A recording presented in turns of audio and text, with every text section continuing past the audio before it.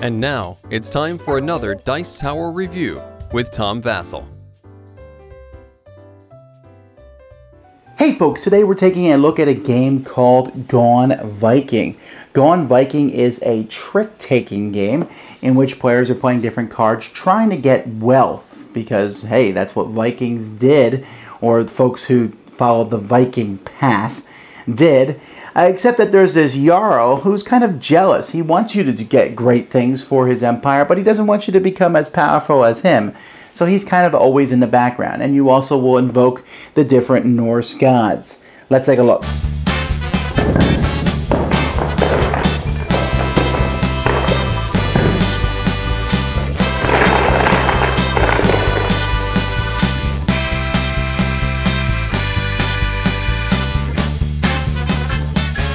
The goal of this game is to get a certain number of resources here, depending on the number of players, 7, 8, or 9 resources. There's book, coin, fist, hammer, and wood. Each player starts with 1 wood. There's also ships. A ship counts as 4 of a resource, and a ship is useful because over the course of the game you can have resources stolen or taken away from you. You can't have ships taken away from you. You can trade in a hammer, book, coin, and fist to get a ship, or you could trade in 4 wood to get a ship. Now, these are going to be the results of you playing different cards. Over here is the Jarl, who's kind of a jerk and hates everybody, and he's going to go after the richest player each round. But also, you put him on this other card to show which of the suits is going to be trump for any particular round. So maybe he's here, that would mean coins are trump. Now, in the card deck, there are 4 types of suits. There are coins, hammers, books, and fists. Now, each of these suits has different numbers of cards in the deck. For example, the yellow ones go from 1 to 6, while the hammers go from 1 to 8. There's just different amounts of each one, and you learn that as the game progresses. And there's duplicates of some of the cards depending on how many of the players in the game. In a 5-player game, for example, of the yellow one, there's a 1, 2, 3, 4, 5, 6, and then another 1, 2, 3, 4, 5. Now, the way the game works is one person goes first, and that person, I should say at the beginning of each round, players have a chance to pay one of their resources to switch 2 cards from their hand and draw 2 different cards from the deck. One player is going to play a card. Each other player must play a card that matches that card that has been played. They have the opportunity to boost, which means to play 2 cards of that type. Now, whoever plays the highest card total is going to win the trick. In this instance, this player is going to win the trick. So he will take all the cards, and since he won with a gold coin, he'll take the gold coin. Now, if you don't have, let's say someone plays hammers to start with, and you don't have hammers, then you can play anything you want, but you're not going to win the trick unless you happen to play the card that is trump. Coins is trump, remember, in this round. And so this player cannot play coins unless he had no hammers, but if he doesn't, he's going to win. If he hadn't played his card, then this 4 hammer would have won. And again, since he won, again, he gets a coin. Had he not played that coin card and the hammer card had won, then that player would have got a hammer token. Now, there are 4 other cards in the game, the god cards. There is Freya and Loki and Odin and Thor. All right, now each of these guys can be played as an individual card, which is really high. I mean, 9, 10, 11, and 12. However, you can play them face down with another card, which means when you flip them up, you ignore the number, and a special ability happens to come into play. For Freya, you can call the trump, if there is none, and you get an extra coin for the winner. Here, if you play Loki, the weakest card wins, instead of the strongest card for that trip. With Thor, there's no trump that round, and the strongest player wins the trick. And with Odin, he calls the trump, and there's no boosting. You can't play the double cards. Whenever you play a god card as a power, not as just a regular card. If you play them as a regular card, you win the trick probably, and that's that. If you play them for their power, they will stay on the table. If another god card is played, then the previous one is discarded. And each god card has a special ability that will take place at the end of a round. For example, Thor can use any 4 items to build a ship. Loki lets you gain an item or steal an item from another player. Freya, everyone else loses an item, or Odin, you get 2 items of your choice. So God cards can be very powerful. I should say can be. They really are quite powerful. At the end of a round, the Jarl comes into play, and he's kind of a jerk. He's going to steal wealth tokens from whoever has the most. So let's say I had the most, and I had 2 fists, 2 books, and a hammer. Well, he's going to take half my tokens, so I have to pick 3 of my tokens rounded up to go away. Hate you, man.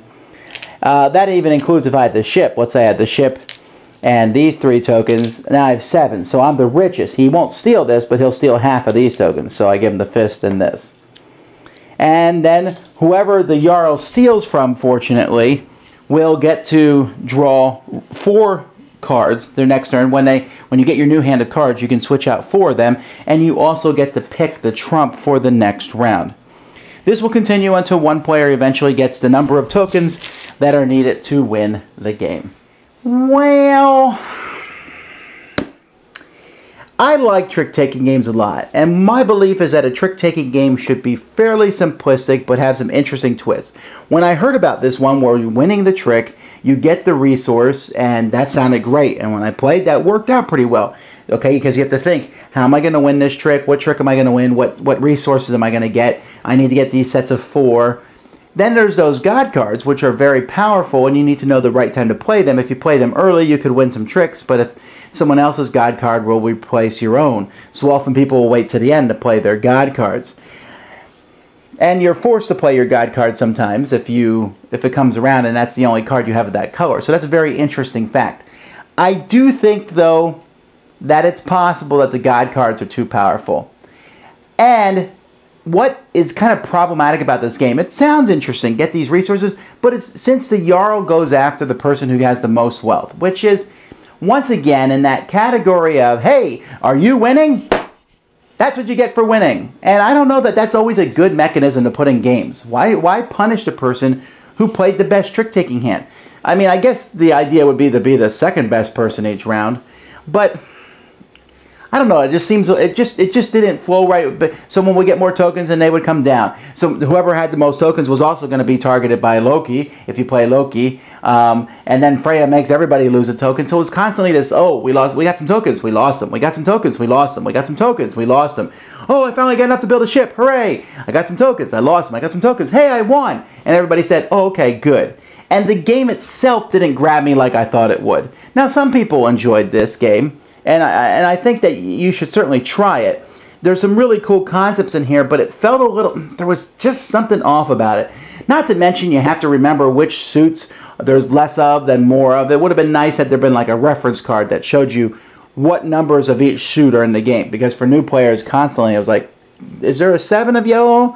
Or is there a 7 of hammers? I can't remember. And that stuff, and when you play a trick-taking game, is pretty critical. So I did not unenjoy the game. It was fine. I just felt like it constantly took stuff away from you if you did well. I never felt like there was a lot of deep strategy in the game that I would like there to be in a trick-taking game, sitting there going, ooh, what can I do with this hand? I mean, even to pay a resource to redraw 2 cards, that sounds great, except you need those resources. One game I played, we played like 5 rounds and nobody was farther than where we had started. I think some people had 2 resources because we just kept beating each other down, or the game itself would take our resources. And I mean, eventually somebody won that game, but it just felt kind of drudgery. And trick-taking games should be light and fun. So it's an interesting idea, but just not recommending this one at this time. I would say that maybe you'll try, because maybe your thoughts will be completely different than mine. And I can see some folks, like my friend Z Garcia, he likes this one a bit. But it's just a little too random for me. I think I like some randomosity, but if I want to play a random trick-taking game, I play something like Dwarf King.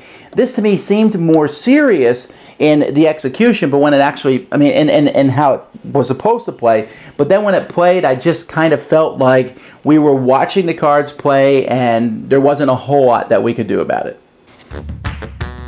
Thanks so much for watching the Dice Tower videos. Find more great videos and reviews, as well as our top-rated audio podcast at Dicetower.com.